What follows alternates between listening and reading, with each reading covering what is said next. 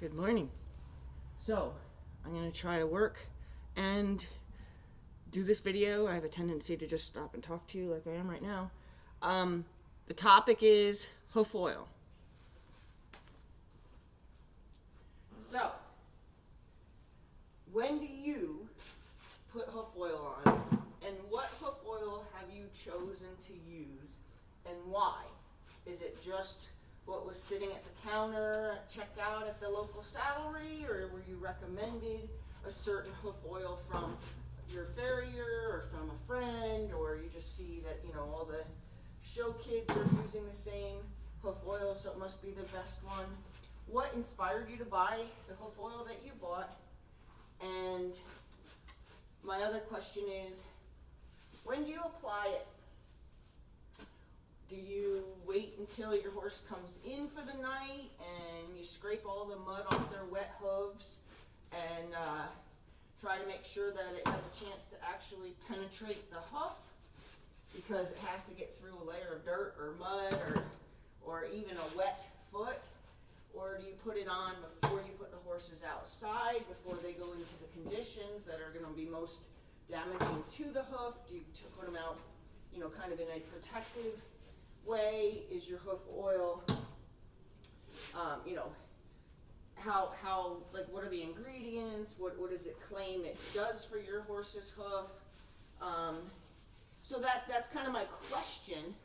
And then I'm going to tell you what I do. Now, what I do isn't what you have to do. It isn't something that we need to have a conversation about, you're doing it wrong. It doesn't matter to me. You know, just like I tell people when they reach out to me and say, oh, I noticed you talk to your horses during training and my trainer says not to. Your relationship with your horse is your relationship with your horse. Now, if you're in a competitive sport with your horse and, you know, talking in the middle of the dressage arena is frowned upon, well then of course I would suggest you follow your trainer's instructions to make sure that your horse is properly educated for the time that is most important to you, or to, you know, to your trainer or to your judge or whoever, whatever's important to you.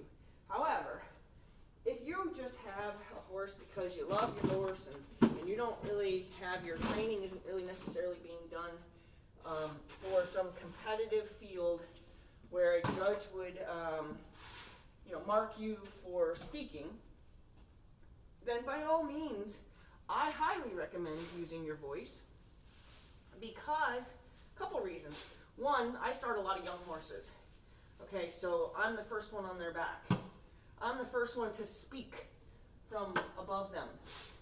I want to make sure that that horse has so much experience with my voice that on the off chance somebody comes out of the barn and asks me where they could find a pitchfork or a broom, I speak off the back of that horse for the first time, and that horse loses its mind because it's never heard my voice. It's never heard my voice from above.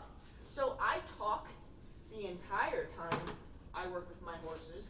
I talk to them. I talk as if they can understand me. I make sure that the words that have a desired response are individual words. So I don't say back up. I say back. I don't say back up, Ritz. I say back. I don't say, and I don't, you know, here I went from a hoof oil to a training lesson. So I'll address the hoof oil too. This is you'll get used to me. But what you do, I guess my point of that is, I'll just stop that whole rampage. What you do with your horse only matters for you. Now, mind you, if other people handle your horse and something you do is dangerous with your horse, by all means, you know, be that thoughtful and recognize that what you're doing with your horse is dangerous.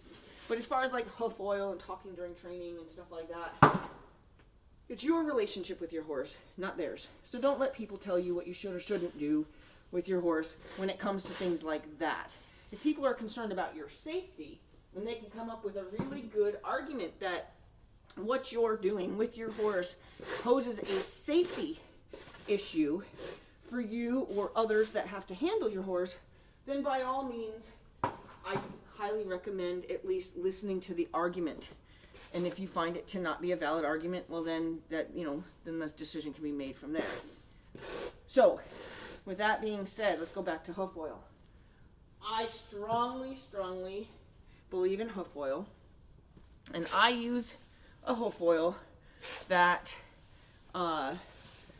has tea tree oil in it, and it smells great, and it is quote unquote guaranteed to kill thrush. Now, not many hoof oils have that guarantee. I will be honest, when I reached out to the company that I buy my hoof oil from, I still buy it from them anyway, but when I reached out to them about that part, they answered all my questions except for that one part. When I said, what's your guarantee? When you say you're guaranteed that it's going to do this for you, what's the guarantee? They did not have a response to what's the guarantee. I have not heard from them since, and I've bought 4 bottles. So, sometimes when people guarantee something, I always want to know, well, what is the guarantee, But anyway, I've never dealt with thrush before, ever. And so I didn't even have, the right things on hand. So my farrier had run off a bunch of names of different stuff. So I ran out and bought everything I could think of. He said thrush and white line disease is really prominent here. I had just moved to the area. I didn't know, I've heard, I've heard of thrush. I've had people that have dealt with thrush, but I myself have never, ever had to treat one of my horses for thrush. So when I had one of my horses have thrush, and now I'm having to figure out, well, what products do I buy? I don't know, because I've never dealt with it before. I knew of products, but what does my farrier recommend, right? And he rambled off a bunch of different things. I ran out and bought every one of them. So I treated my horse with every single, product out there. So to say that hoof oil took care of the problem, I cannot. I cannot say that it wasn't something else. I cannot say it wasn't a combination of all the things that I was using. But I can say that my horses have not had thrush since. And I can say that I love the smell of the hoof oil. The horses love the smell of the hoof oil. If you want to know the name of it, you can reach out to me more directly, because I'm not going to promote anybody specifically.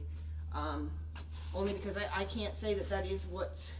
I like the smell of it, and it's very, very runny. Some hoof oils are like a conditioner. This particular one is very runny. So I actually do not brush their whole hoof with it. I just put it up on the cornet band, and I let it run down the hoof. And then, sometimes I'll take the brush and give a little sweep of all the drips. But actually, if you do a nice coating on the cornet band, it'll eventually all evenly cover the whole hoof, and you don't have to go crazy. The kind that are thick and conditioner kind, I don't use, but I would imagine you have to actually invest a little time to brush that on. When do I put it on? I put it on after my horses have stood in their stalls and their hooves are dry and clean from their own movement. Now, I also don't have big grooming sessions with my horses, so I don't spend a lot of time with my horses out of the stall after they've come in from turnout and, spend a lot of time drying their hooves and things like that. I personally don't believe, this is me, again, this is me doing it how I do it, not how I recommend you do it, it's just how I do it.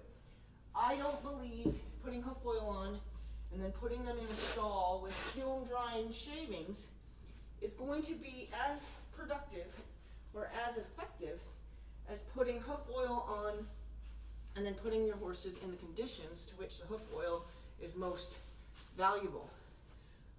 So I always put my hoof oil on. I walk my horses to the door. My hoof oil is at the door. We stop at the door, and I apply the hoof oil while they wait for me to do that. They just kind of stand there and look outside or whatever, and then we go outside. And I don't care if the conditions are muddy. I don't care if the conditions are rain. Well, sometimes raining, I don't necessarily do it because, it might wash it all off right away, but muddy conditions I don't worry about. because mud cakes on, and I would rather the mud cake on top of the hoof oil than cake on, you know, just to my horse's hoof. I do believe if you put hoof oil on before you put them into a stall with shavings, you're just, you know, it's just drying out the oil. You know, it's almost like putting Speedy Dry on an actual oil leak. You know, if you ever had an oil leak or you ever been to a gas station where somebody spilt gas and they put Speedy Dry on it.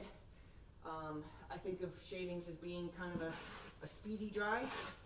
So I think hoof oil and then straight into a stall is kind of counterproductive. That's my opinion. I'm not telling anybody how to do it. I'm just telling you how I do it. So this was a 2-part video, clearly. And I know it's going to be too long to go up on Facebook. So I'm going to end it now and maybe see if I can't make a smaller video and try to stay on topic. And I got my stall done, so that meant at least I kept working.